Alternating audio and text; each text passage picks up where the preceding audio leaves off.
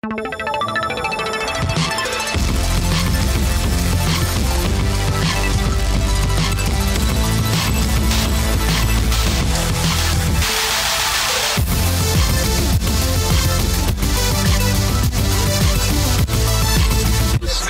Weekly. Welcome to Discovery Weekly, a show all about discovering new things. It doesn't matter what type of topic it is. If we discovered it this week, we want to talk about it. I'm Zach.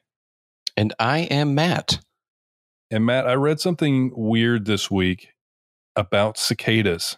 The headline here, this is a National Geographic article that literally just says trillions of cicadas are coming to the U.S. Here's why that's a good thing. Don't be afraid or annoyed of the coming periodical cicadas. It's a once in 17-year chance to enjoy a wondrous natural phenomenon. So apparently, you know, like I always think of cicadas because as a little kid, I'd go like see them like The little holding on to something. Yeah, the little molted things on like telephone poles and everywhere. But apparently, cicadas like hibernate for 17 years, either 13 or 17 years under the ground. And then every once in a while, you get one of these huge like birth moments where there's tons and they literally are thinking trillions. Good Lord. Yeah. So for the vast majority of them are coming out of really large swaths in like the Midwest. So Indiana, Ohio, Pennsylvania, Maryland, DC. And basically with that amount though, they're going to be everywhere. And like everybody, like at least I can like always hear that noise when I think about it, like that cicada, like really loud noise. Did you know that noise is like louder than a jet engine? What?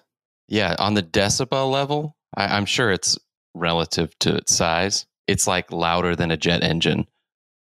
And so add that to trillions of them doing it at the same time. It's going to get noisy, everybody. I'm literally like sweating now. I'm like, oh, am I going to be able to sleep? Am I going to be able to relax? Like, oh my God. Yeah, and I'm wondering how far south they'll come. Yeah, I'm wondering how far south. But apparently, sometimes people would call them locusts, but just because of the pure number of these things that would be there when they were there. And so like even in like the 1600s, there's a record of like pilgrims in Massachusetts early colonial days witnessing millions of these things. And they essentially thought it was like a swarm, like a biblical swarm of like God has cast bugs on you. And there's like devil bugs with red eyes flying around making a bunch of noise. I mean, I'm not wholly convinced that they're not. Really, science can never answer that question. And we'll just have to make up our own minds on it. Yes. It's a hellish swarm no matter what. It definitely is. But yeah, basically there is 7 species which hibernate and emerge every 13 or 17 years. Both of those are prime numbers, which they think was an evolution so that they didn't line up with anything. They were kind of offset with normal like predation because they have no defensive things at all. They can't sting you. They won't bite you. Nothing. All they literally make the loudest noise in the world and everything can find it. Yeah, and that's it. Yeah, no, they literally will fly like directly into like predators. And so they had to try and pick times where just shotgun method, as many as possible at one time, and then just hope that just by pure numbers, some of you are going to reproduce, and then you can do this again in 17 years. Man, me and locusts, not unlike.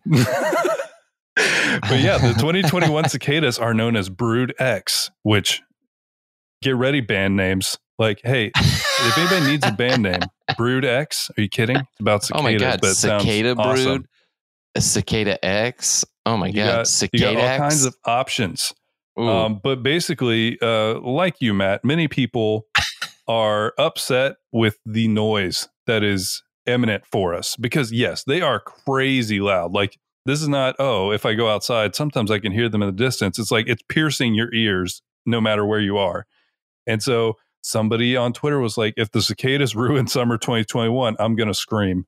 And I mean, I think that's probably a normal thing, but there is a lot of really interesting positive benefits of these cicadas arriving because in the end, these things essentially have taken biomass out of the ground, so there was trillions of these bugs in the ground that are now going to fly, that are going to like molt and leave essentially organic material that will then fertilize a lot of things. What? And so they end up being like flying fertilizer because they're all going to die. All they do is they drink the sap out of trees. They don't damage the tree. It's like a completely helpful animal, but it's really loud. So you have to deal with that. But it's not like a wasp where they serve no useful function aside from like being fueled by hatred. They are just they're just a weird bug. They're that just like hibernates. they're like a loud neighbor who really just their only qualm is that they're loud. Yeah, they're very loud. And you're like, you know what? Hey, you're kind. You get my mail when I need you to. You let out my dog, but God damn it, if you're not loud. Yeah. Oh, turn your TV down. But yeah, basically it allows things to like kind of regenerate a little bit of nutrients to the soil. And so they are a food source for predators. So yeah, things will be able to eat that a lot easier than they were last year because these bugs are clearly idiots and they just will like show up and be like, hey, how's it going over here? And then they'll die. But they aerate the soil. They relieve predatory pressure on non-cicada insects. So all the other normal insects are like, well, these idiots are here, so we don't have to worry about it for a second. But yeah, it's essentially just is going to be this huge moment. And then there is the question of why they come out every 13 or 17 years. And yeah, one of the theories is that they are just avoiding predators. The other one is by using prime numbers, the cicadas that hibernate like this never they minimize their overlap with other cicadas because they're all on prime. So they end up hitting a different year, you know? These are the most kind, selfless little creatures on earth.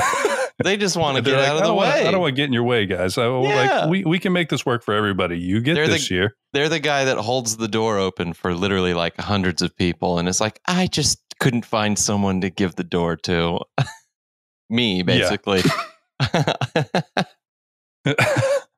But yeah, no, it's just it was crazy to me to think I don't know. I'd never thought every time I hear cicada, I'm like, that's loud. Or you see the little molt on a telephone pole. You're like, these bugs are weird. Why do they do this? Yeah. It's funny because I never see them. I never personally see live ones. I don't know if I've ever seen a live cicada. I'm like, what the hell? Do you think that's because they get eaten so quickly? Or maybe they literally have seconds on the ground before they're going to be demolished. No, but it's just it's a cool thing to me that if you hear cicadas coming this summer, know that is a 17-year hibernation. These bugs have been underground for 17 years, and that glorious racket you hear in the distance is 17 years of work coming to fruition this year. That's great. It's like a Christopher Nolan film. It takes 17 years to make. It's exactly like that, but it's glorious at the end. Yeah. God, that was such a dumb analogy. Wow, cicadas. Well, it's funny. My Discovery is cicada based. Just kidding. No, I was waiting to see the segue on this. So cicadas make sound, right? Yeah. You know what else makes sound? What? Musicians. My discovery this week is this awesome thing called DTSP Live, Saved by Streaming. These are really amazing. This is what would you call it? A live stream series produced in full by Katie Talbert, an amazing, really, my God, I don't know if you've seen her schedule, but she is a workhorse. Oh, my Lord. She works all the time. And as soon as this pandemic started, she started vamping up her live stream capabilities, really dialed in a really efficient way to do it, and does these weekly. Yeah. And not only is that impressive, but it is impressive to find enough people to play on these things. Oh my God. I don't know how many she's done that are repeats, but my word, I have not seen one yet. Yeah, it's really not often. It's crazy, right? And so if you go to her page, DTSP Live, Saved by Streaming, or at DTSP Live on Facebook, you can find the page and just go through the videos. And it's just an endless scroll of any local Tampa, St. Pete, Florida musicians. And she even has some out of town people come in, and they're just really well done. And you can tip the artists directly. You can tip her, and they're sponsored by White Claw, Cigar City, all these really awesome breweries and restaurants and places that really cared about this stuff and that had shows prior to the pandemic. So it's like, hey, this is a way to keep helping, in that regard. So kudos to Katie. And I just wanted to give her a shout out and share that. Yeah, it really is a cool channel.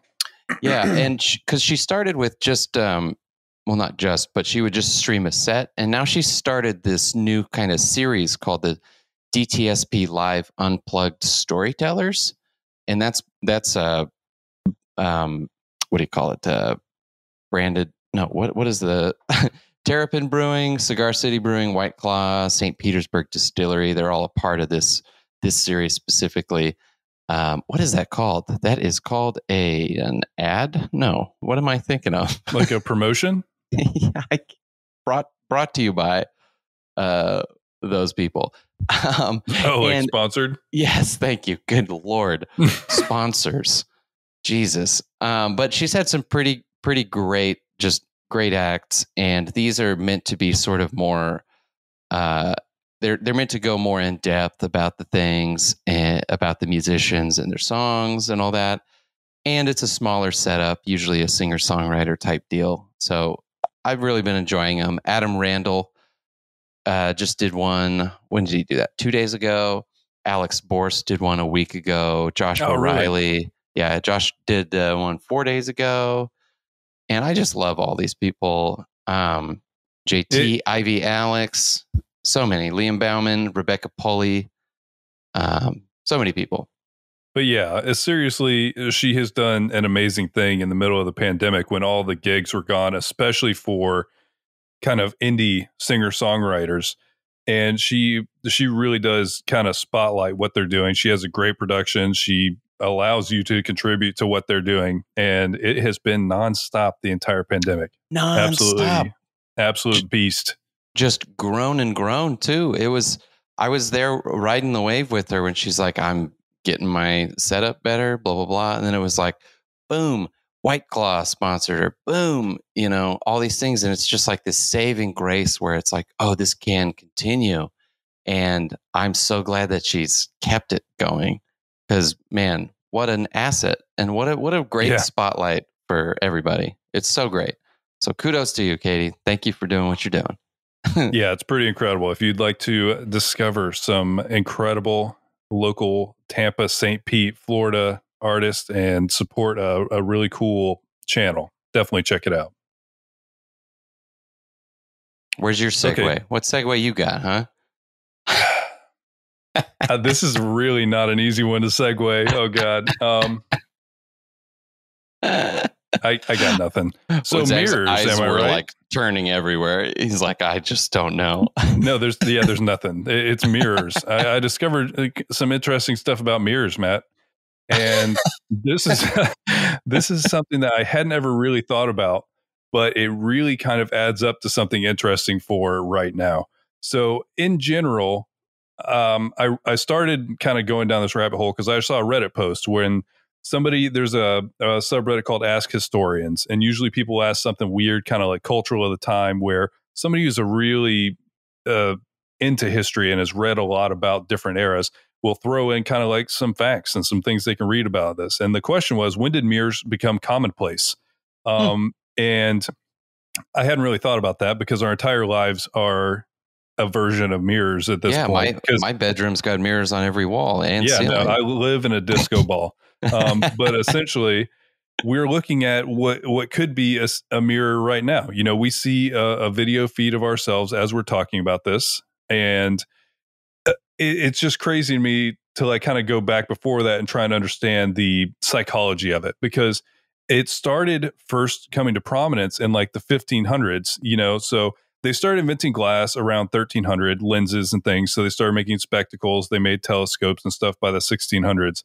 But in the late 14th century, so a really long time ago, mirrors first hit. But these mirrors were so expensive that this was only royalty.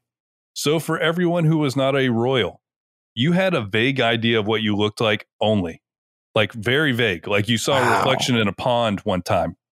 And that's it. You're like, I got a general sense. My face looked a little ripply, but it was fine. I look a little wet, don't I? Yeah. But yeah, it was something where nobody normal could just like afford mirrors.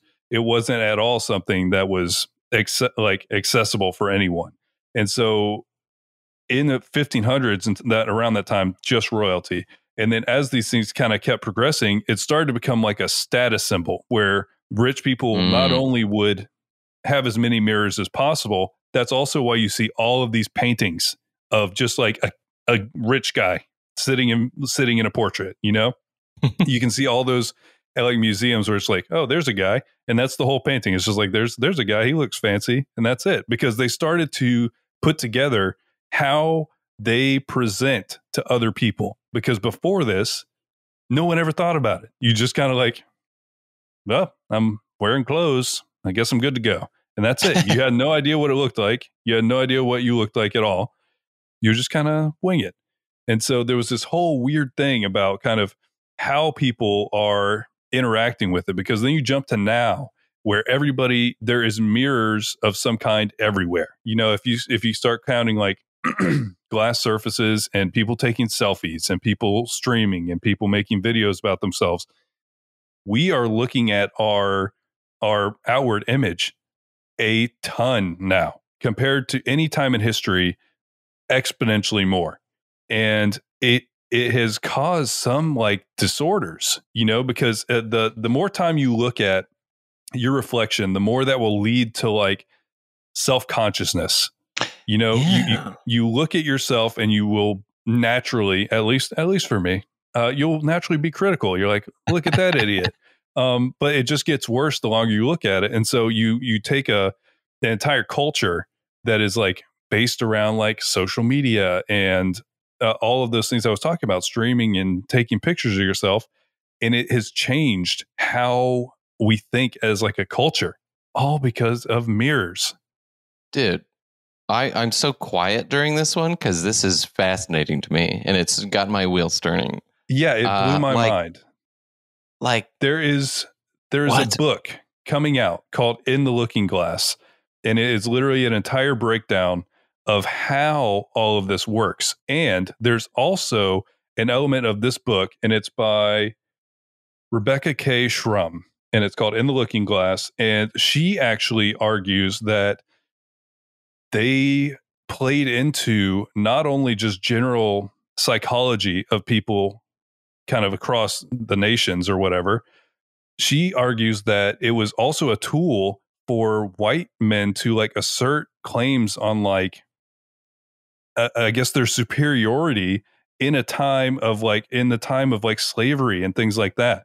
So like colonial white men, there's apparently like an excerpt in this book where it's about how this was fueled by mirrors somehow.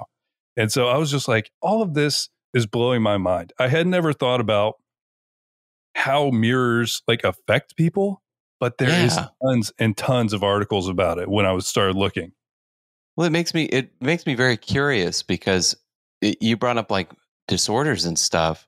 Like, could and this is me, not really knowing and not expecting a full answer exactly. Oh yeah, no, I don't know either. Yeah, can you be like, can you have body dysmorphia if you don't know what you look like?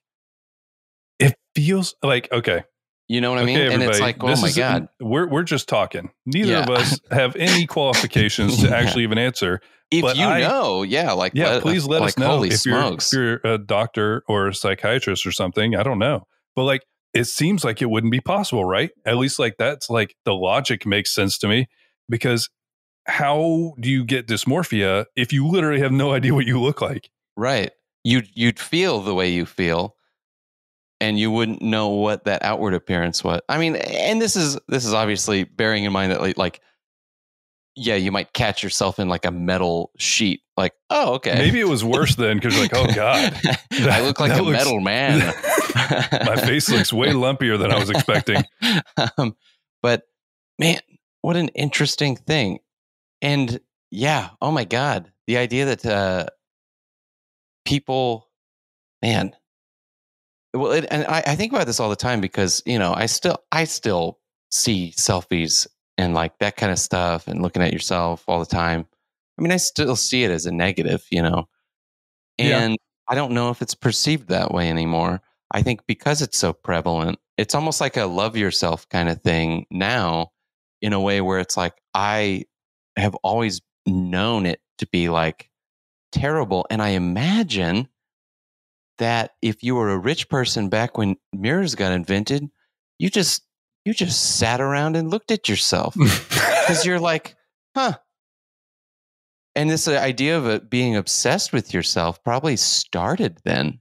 Yeah, because, or like being obsessed with how you're presenting. Yeah. That was like not really a thing before. You would have like, I guess royalty would have somebody tell you. Weird.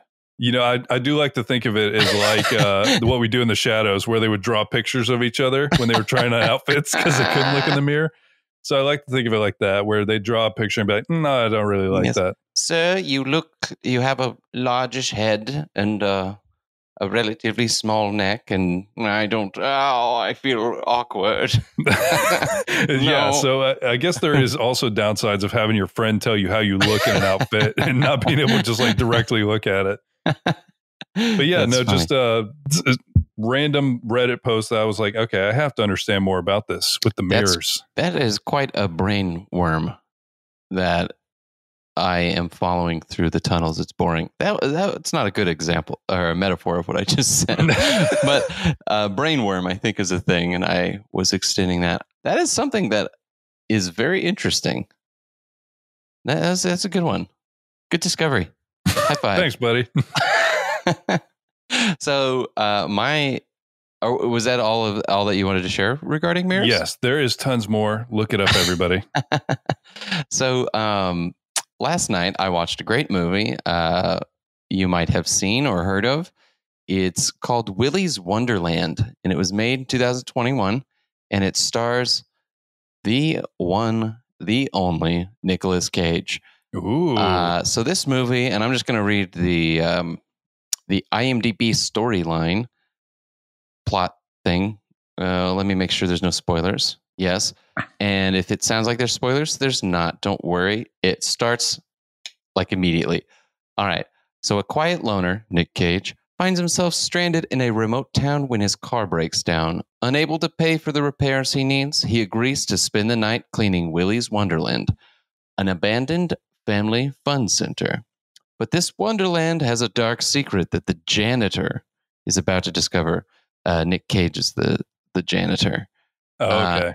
He soon finds himself trapped inside Willy's and locked in an epic battle with the possessed animatronic mascots that roam the halls. Oh, my goodness. To survive, he must fight his way through each of them. Yes. Wow. So this movie's fun. Very fun.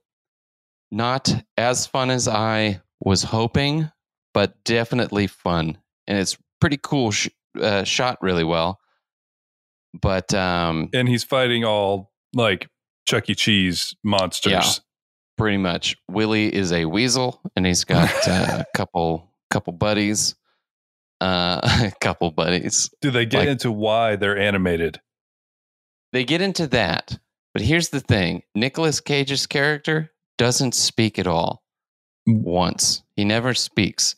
And there's some characters around him that interact with them, and it's like he's a hardened badass, quote unquote, the janitor. Do they address the fact that he doesn't talk the entire movie? Yes, it'll be like, why don't you say anything? Yeah.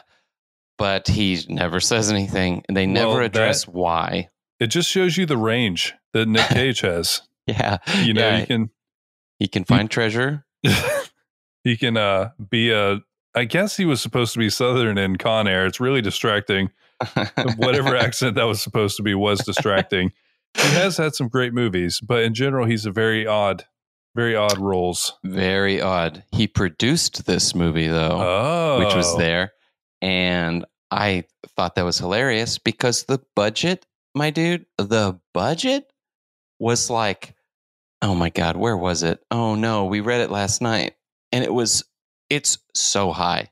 It's like it's much higher than it should have been. $5 million or something crazy. And not that that's crazy for a film, but no. It's crazy for this film. Yeah. So $5.5 million. Although to be fair, Nick Cage was like an A-list, like pulling major lead roles. So he was probably making more than $5 million a movie back in his heyday. Oh, like easily. He probably made more than that on. Well, I mean, they were actually like trying to make a good movie. That they were like going for it a little bit, right? And that's favorite Nick Cage movie. Favorite adaptation. I almost said adaptation. Yeah, same. Adaptation. But that's also just because Charlie Kaufman's a genius.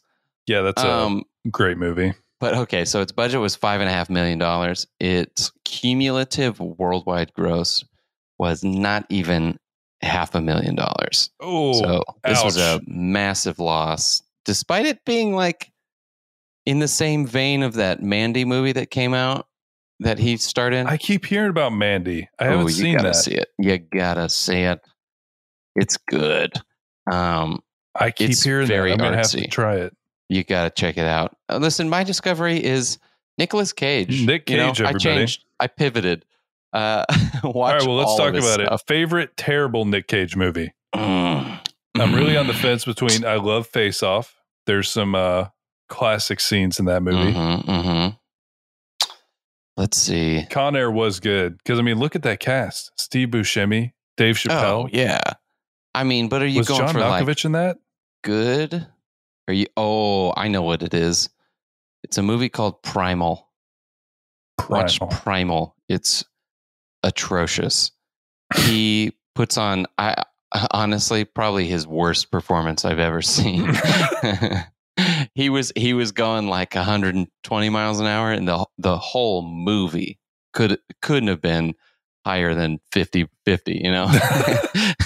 That's just how he does it. Yeah. Read the room, Nick. Read the room, Nick. Definitely check out Primal. I think that one's on Amazon Prime. Real bad. I will. Well, Real yeah, bad. I'm really glad you discovered that because I do want to watch that movie. I want to watch Mandy and I want to watch Nick Cage and Five Nights at Freddy's? You know what I mean? That video game? Pretty much. Yeah. Willy's Wonderland. Willy's Wonderland. So yeah, I will definitely be checking those out. Speaking of terrible things, Time Magazine. Oh, man, I missed it. The first one on this list is a segue. There was something there that I missed. Okay. Time Magazine put out their 50 worst inventions list. And I think we should talk about some of these. Please. So first one they have is Segway, which, I mean, it's weird. I feel like it never really like hit into like it making sense. You mean a segue? Oh, a segue. That's what I'm saying. Is like there was the opportunity was there. I just was too late on it, and I can't segue now to segue. No, but it was there though, and I missed it. That's funny. Have you ever ridden a Segway? No, I have. How was it? Terrible. Absolutely terrible. You're it's essentially you're on a contraption that's perpetually falling forward. Yes. And it's your job to stop it from doing that. It's hellish. You constantly feel like you're going to fall face plant into the ground. Didn't the guy who invented the Segway die by driving a Segway off a cliff? I have not heard that, but that would be cartoonishly funny. We're doing a fairly search. Sure. Oh my God. I'm fairly certain that he's like, what hell happened. hath I wrought upon the world? He's like Oppenheimer driving off a cliff. Yeah, the Segway company owner rode his scooter off a cliff. Oh my God. So yeah, Segways are dangerous, everybody. Be careful. But yeah, so Segway was up there. And I will say this. I feel like there is some element of this list has different scales on it. Because, yeah, we have Segway, we have New Coke, we have Clippy, who's the little paperclip that would help you on your Microsoft Word stuff. You know what I'm talking about? Yeah. And then after that, Agent Orange, War Crime, like horribly ruined an entire like generation of people in Vietnam. And that's four down. Yeah, it's four down. Oh my God, that should be number one. They're not in any order. But that's what I'm saying is they probably just should have left Agent Orange off this list because it's a different level of terrible. But I guess they're saying it's an invention because a manufacturer made it and they were sued.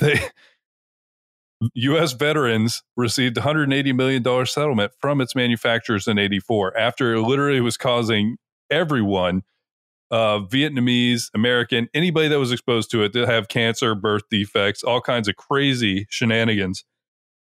And that's on this list too. And I would say that was probably not something that you need to put on there. There's something called QCAT, which I don't even remember this.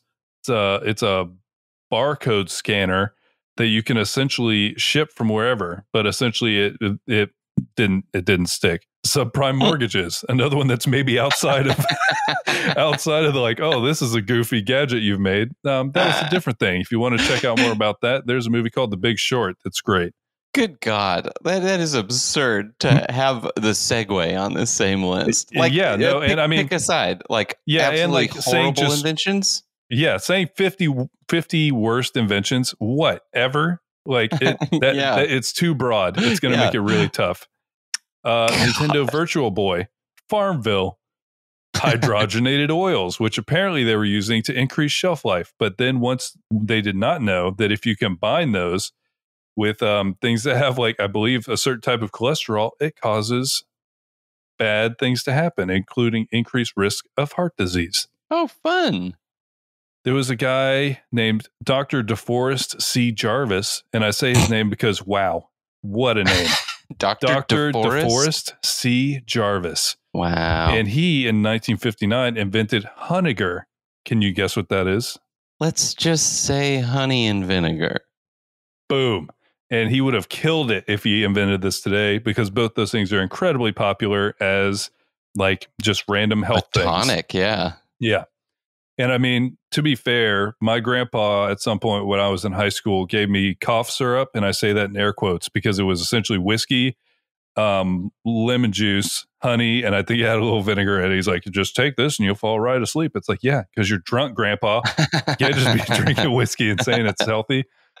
And then here's another one that's kind of outside of a different scale. Hydrogen blimps that constantly blew up and caused huge issues where everybody was in a giant group and watched people explode in midair. Hair in a can. So that's stuff that's like hairspray for people that are balding. And they like you hairspray it. Yeah, spray paint that I guess finds any tiny hairs that you have and tries to make them look like real hairs. DDT. Auto-tune. Ooh. And auto-tune, wow. I feel like auto-tune, I get what they're saying because I do remember in the, like, what would that be? Late, like mid, 2005 to like the early 2000s type situation. Every single song had auto-tune for a minute. Sorry, all right, Kirk, that's where you put in the auto-tune right there on that line. But they picture T-Pain and they say he's a bad singer. And I don't think he's that bad of a singer. I think that he really leaned into auto-tune. But then like if you start looking at like Kanye or Lil Wayne, then yeah, I would agree. People use it all the time though. And they use it to solid positive effect. Yeah. So no, I felt like that's a little too strong. Like, don't get me wrong. Come on. DDT, Agent Orange, auto-tune. I feel like Justin Vernon from Bon Iver uses it pretty good. Imogen Heap. Come on. There's not like an Agent Orange guy that just was like, oh yeah, this is an exception to that.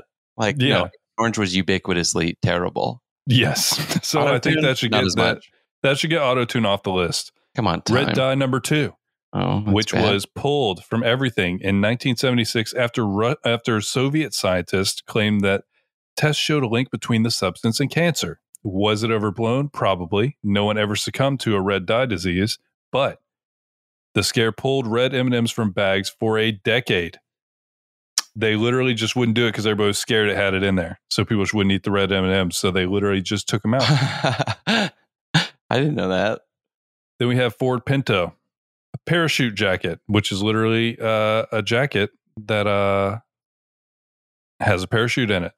And the guy who invented this, and first of all, you should never trust something that's like, oh, my life depends on this invention. And it was made in 1912. My God, did he jump off a cliff and die too?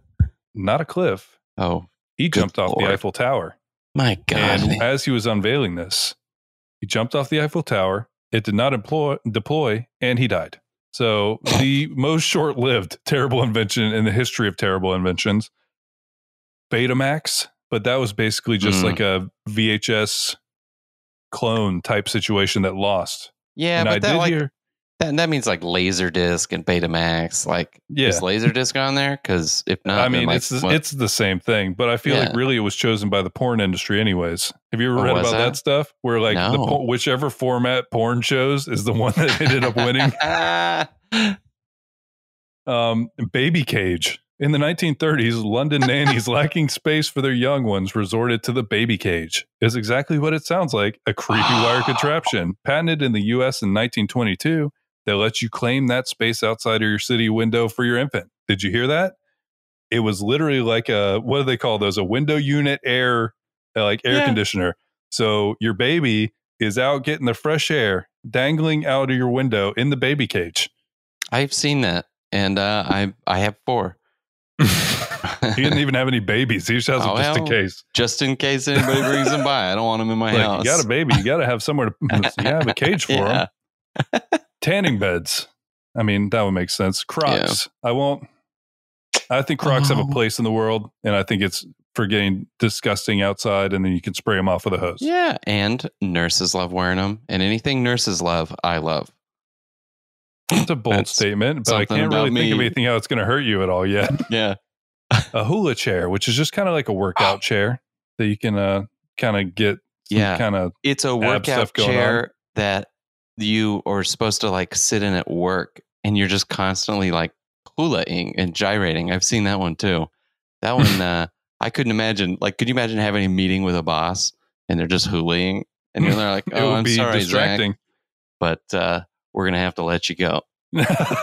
Hopefully they would stop hulaing if they're going to fire somebody, right? Well, they got to get their workout in. Yeah, man, you can't wait for that. And then there's a lot of stuff like pop-up ads, obvious. Phone fingers, which looks like weird little rubber thingies that you put over your finger, I guess to, I don't know what the design was. To heighten your finger use? I don't know. But then we have CFCs, which was a huge climate disaster. So it is funny because they kind of throw these in here. Plastic grocery bags, once again, another problem for the climate. Pretty bad. Bump it, which is a weird thing that makes it look like you have a poofy in the back of your hair. Those things so much. Easily makes you look 20 years older than you are, if that's something you're looking for. The bump it is one of my pet peeves. If someone's wearing something in a show or a movie, I will go like, that person's wearing a bump it, and I hate it. I hate that. I will point it out, and everyone will be like, what the hell's a bump it? But is that a bad invention if they wear them in movies? Yes, it makes them look so stupid. It does look stupid. I will give you that. I will give you that. I don't know. They want their head to look misshapen. I don't really know, honestly. Like they're the aliens from Mars Attacks. Like that's what they want. It's like, what? Why? And this one actually, Kirk had one of these. It's called an electric facial mask, and it looks like some kind of horrifying thing. But inside was all these little like metal. It looks like a thumbtack. You know, the back of it that's like rounded, and there was a bunch of them all inside this mask. And you put it on your face, and you'd feel like you're in Face Off, and it would shock parts of your face. And it was that whole trend, you know, of like, we're going to shock you so you don't have to do anything to your body. It'll just get shocked back into shape. It was a weird feeling. This is a good one. Sony, right before iTunes became extremely popular, started hard coding software to prevent listeners from copying tracks to a computer. It was called Sony CD Copy Protection. The only problem is the software could easily be defeated by using a permanent marker to draw a border along the edge of the disc, rendering the expensive barrier useless. Literally, all it took to crack that was a marker. Bad job, Sony. That's funny. Those goofy sunglasses that Kanye wears. I don't know what those are. They call them Venetian blind sunglasses. So it's just got like slats those lines. in it. Yeah, I don't know. Pet spa, a washer and dryer for your pet. Obvious problems. Pontiac Aztec, because it's just weird looking. Snuggie for dogs. See what I'm saying? How they have changed drastically, like what they're talking about. The Mizar flying car. The concept in the 1940s, the inventors managed to fly a car from California to Ohio. Although they never took off because of the cost and limitations, they had a flying car in the 40s that looks awesome, like retrofuturism. Asbestos.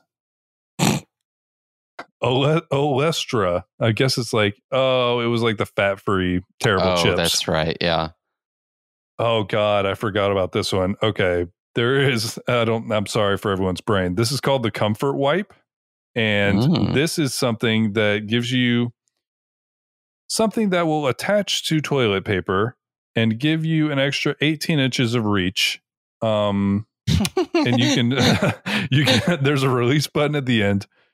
I guess they were thinking there wasn't enough stuff going on with the toilet marketing, so they wanted to bring something in, but it's horrifying. There's just a lot of comfort brushes with... there's a warehouse full of comfort brushes somewhere. Fake ponytails. I mean, yeah. Oh, this is a good one. Head on. Applied directly to the forehead. Head on. What is that? Have you ever seen that commercial where it was like it looks like chapstick, like a big chapstick, looking like chapstick for the forehead. Head on claims to relieve headaches without you having to pop any pills. In fact, it's commercial featuring the most annoying voiceover ever because it's literally that head on, apply directly to the forehead, head on, and it just like keeps going. And it's like somebody weird made it because it's just like head on, apply directly to the forehead. Huh. But yeah, that didn't take off because it's weird. And so there was apparently pay toilets in New York. So I guess 25 cents, 15 minutes of privacy. Still are. They're coming back, if not coming fully. Back. Tamagotchis. What? Leaded gasoline. I know. I didn't really get Tamagotchis. What? People still use those. Yeah, I don't know. That Tamagotchis, I think, doesn't deserve to be on this list. No, not the same list as like climate disaster or Agent Orange. Yeah, and then we have leaded gasoline right after Tamagotchis, which I didn't realize. I'd always heard unleaded, but I didn't realize like the reason for that was because all the gas companies were like, hey, we can make this boosted octane levels by throwing lead in there. And then they figured out it's like, oh, lead is really bad for people.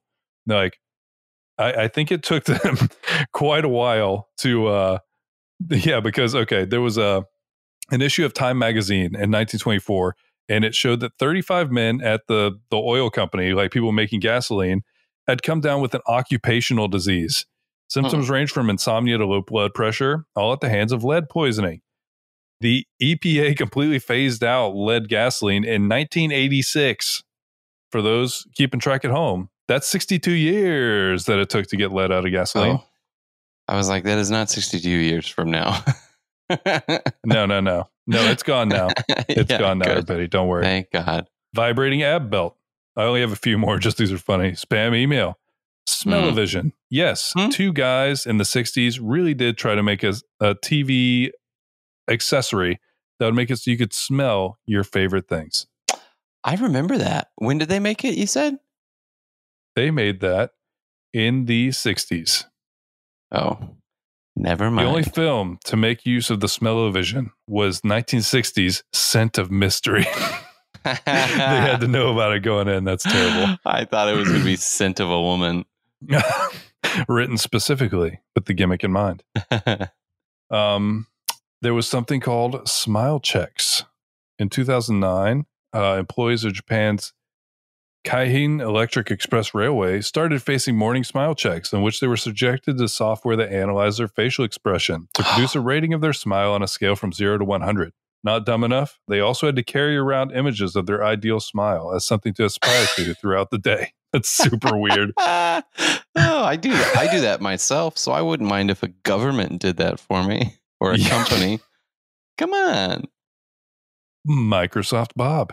Because Microsoft really thought it needed a guy there for a while. So yeah, they made a operating system version of Clippy so that you could be annoyed at all times, not just when you were working on a document. And the last one on this list, in no particular order, is called VO. Coke calls it the world's first vibrancy drink. That's a really lame euphemism to get around the fact that VO is a carbonated flavored milk. The beverage giant rolled out bottles of the stuff in 2009 to test it. It did not work, although it is still being produced in limited quantities. Wait, is it it's just called VO? Who made it? It's Coke. VIO. Oh my God. VO. And it is carbonated milk drink. And there's one that's very berry. I see peach mango, citrus burst. But why is it milk? And why is it carbonated? So at Chinese restaurants, they usually give you those little packets. Have you ever had those? I think it's technically a milk drink.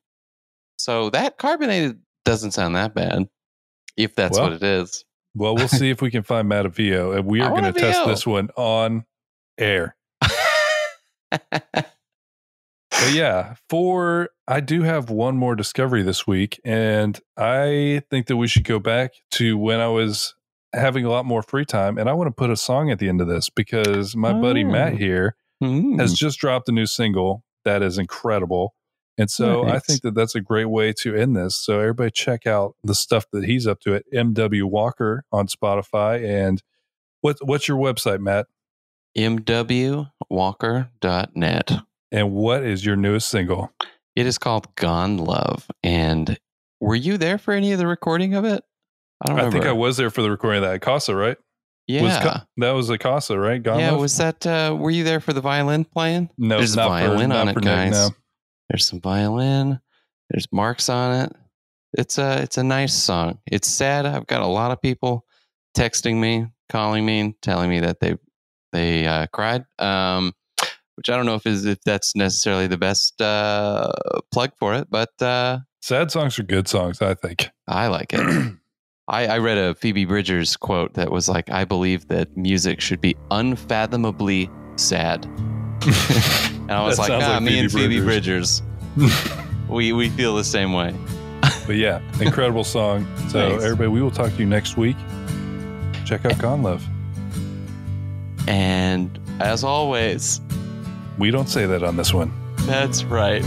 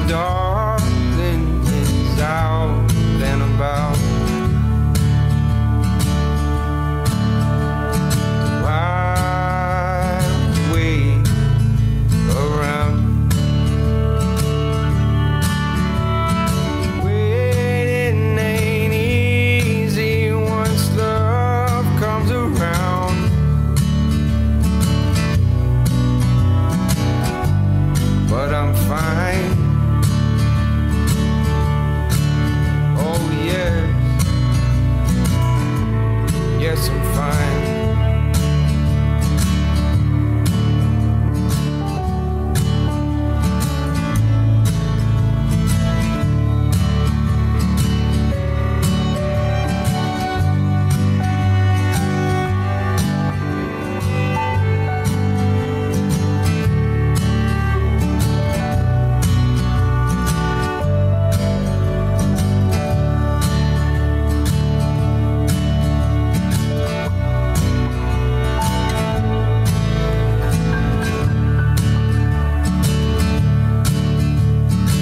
lover, what can I do? Of all of the ways that I love you, you won't let me in. Oh, please let me in. Chalice without anyone. It's not that I'm empty all of the time. I just need filled up. So come on, build me up with love.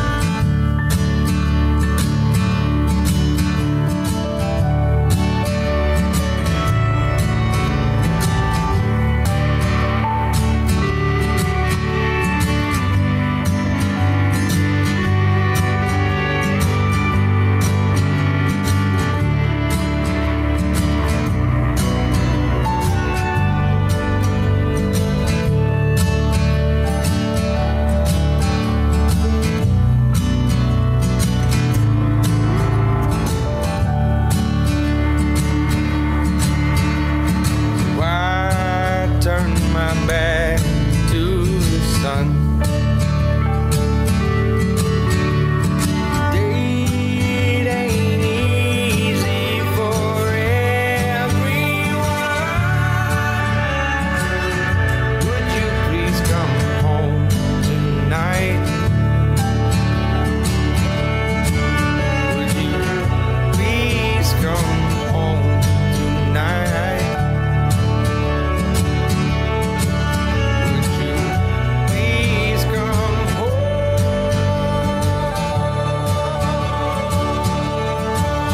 Would you please come home?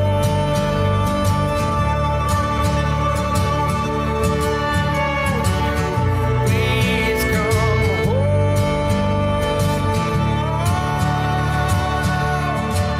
Would you please come home tonight?